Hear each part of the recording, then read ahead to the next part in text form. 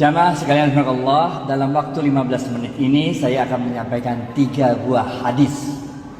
Jadi yang ente hafalin 3 buah hadis aja, bener gak? Cerita-cerita yang mengikutinya nggak penting, tapi 3 hadisnya ente hafalin.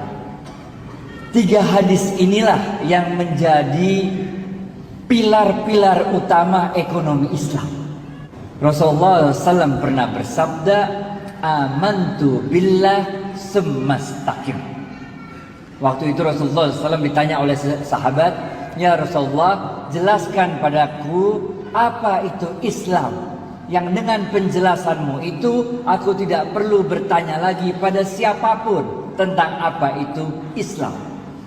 Maka Rasulullah SAW menjawab pertanyaan itu, amantu billah summastaqim. Berimanlah kepada Allah dan jujurlah dalam imanmu. Have faith in God and be honest in your faith. Ini hadis pertama yang jadi pegangan kita kalau mau ngembangin ekonomi Islam. Hadis pertama ini juga yang menjadi dasar untuk kita menjadi la'allakum tattaqun. Ada orang nggak ada orang, dilihat orang nggak dilihat orang, kita jujur dengan iman kita. Hadis pertama ini juga yang menjadi dalil bagi kita untuk merasa cukup dengan yang halal saja. Pertama, karena Allah melihat kalau kita lakuin yang haram. Kedua, kita yakin, kita beriman bahwa rezeki itu ada yang ngurus, namanya Allah.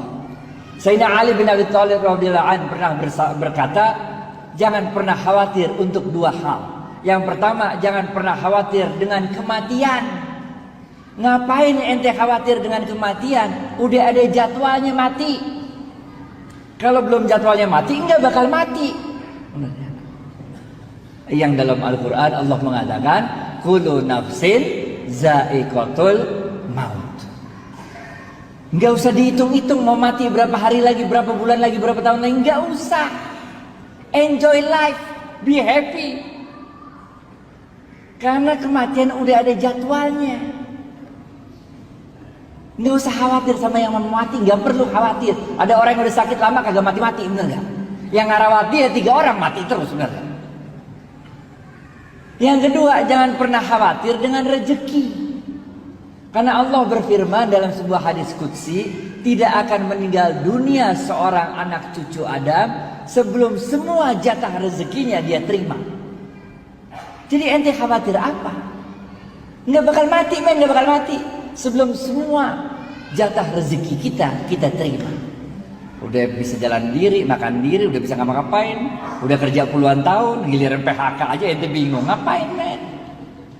Kenapa ente jadi harus khawatir? Ngerti gak? Paham ya? Bener paham nih? Aneh tes nih ya? Yang bisa jawab gocap. Hadis pertama, Rasulullah SAW bersabda, amantu. Mana? Gocap serius, amantu. Gocap.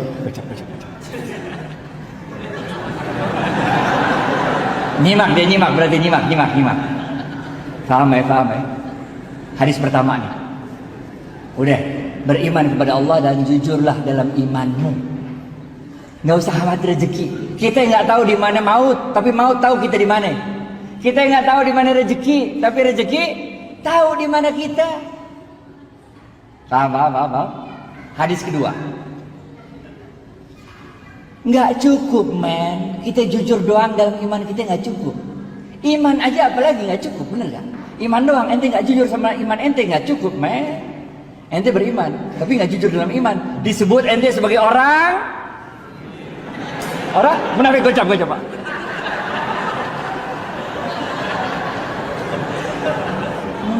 Munafik, ente munafik ngapain, bener gak? Iman and jujur dalam iman ente. Hadis pertama. Hadis kedua, nggak cukup, men.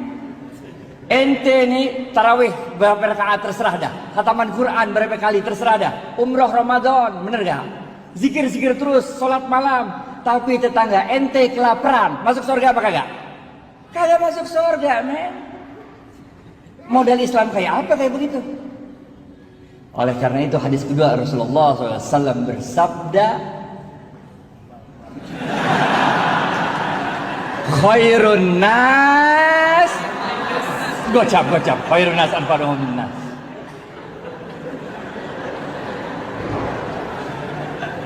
Khairun nas anfa'uhum linnas.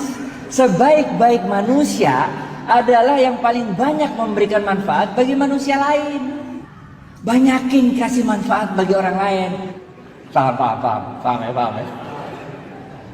Kasih aja.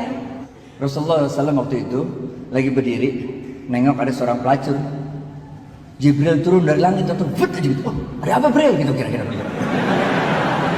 Ya gitu, gayanya kita gitu lah. Ya Rasulullah, kata Jibril, Allah telah menetapkan nasib wanita pelacur itu menjadi seorang calon penghuni neraka. Oh begitu. Udah Jibril balik lagi ke langit, aja. Di depan wanita pelacur itu lewat seorang ibu-ibu gendong anak kecil. Anak kecilnya kelaparan, nangis sampai suaranya udah nggak ada tenaga lagi nangisnya. Si pelacur ini lagi makan sepotong korma, udah digigit itu kormanya udah sepotong, udah tinggal sepotong lagi. Karena dia iba melihat itu anak kelaparan, karena dia nggak tega melihat itu anak kelaparan, maka korma yang udah digigit tinggal separuh ini dikasih sama dia sama tuh anak, sehingga anaknya diem nangisnya. Jibril yang udah balik langit balik lagi, ada apa lagi Jibril? Gitu, bolak balik ke langit kan jauh, bener gak? Jibril mengatakan, ya Rasulullah, Allah telah merubah nasib wanita pelacur itu dari seorang penghuni neraka menjadi seorang penghuni surga. Kocak.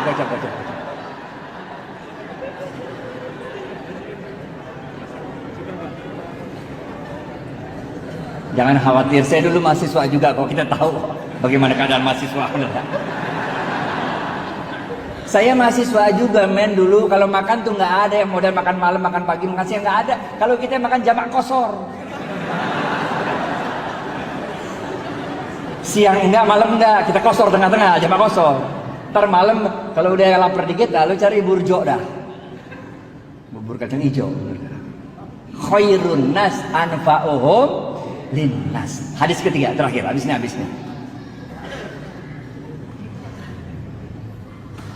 Kita nggak cukup kalau kita cuma beriman dan jujur, itu satu hal. Bagi-bagi manfaat bagi orang lain, itu hal lain. Tapi jangan lupa ada yang ketiga. Rasulullah SAW bersabda, ini susah nih. Kalau ini susah, ini hadisnya jarang didengar nih. Cepet. Ini susah nih. Rasulullah SAW bersabda, ini hadisnya susah nih. Man lam yashkurin nas. Cepet.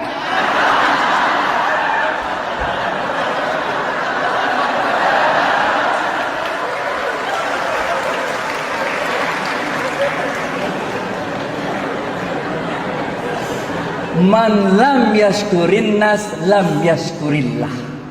Siapa-siapa yang tidak bisa berterima kasih pada manusia, pada hakikatnya dia tidak dapat bersyukur kepada Allah. Sama. Kita bukan nabi, kita bukan rasul, men. Kalau kita nabi, kita rasul, doa dikit, pertolongan datang, bener gak? Nabi Musa, habis ya waktu ya? Belum habis waktunya, udah habis. Tapi dikit lagi ya. Dikit lagi. Duitnya masih banyak.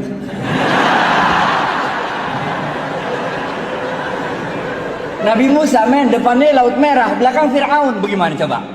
Karena dia levelnya Nabi, doa dikit, Laut Merah kebuka, jalan kaki dah di laut, bener gak? Fir'aun ngikutin, doa lagi, laut ketutup, Fir'aun mati, bener gak? Nabi Ibrahim dibakar Namrud, bener gak? Doa dikit, itu api berasa dingin, bener gak? Kita manusia biasa, caranya Allah nolong kita dengan menggerakkan makhluk-makhluknya untuk nolong kita. Zamannya Nabi Nuh. Nah, ada yang tahu apa kejadian besar zaman Nabi Nuh? Banjir, kocak.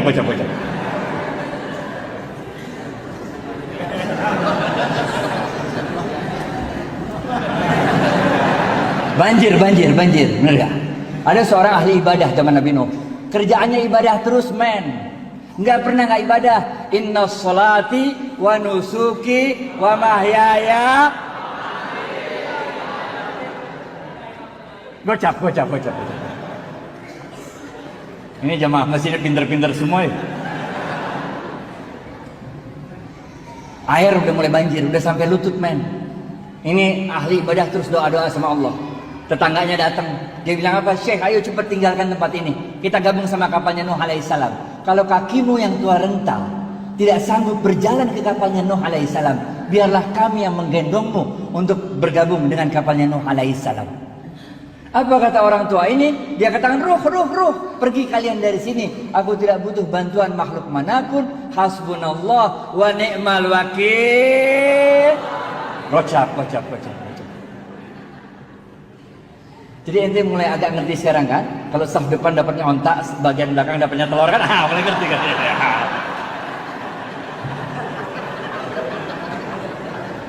Pergi tetangganya. Air naik lagi sampai dada men. Tetangganya datang lagi naik ontak.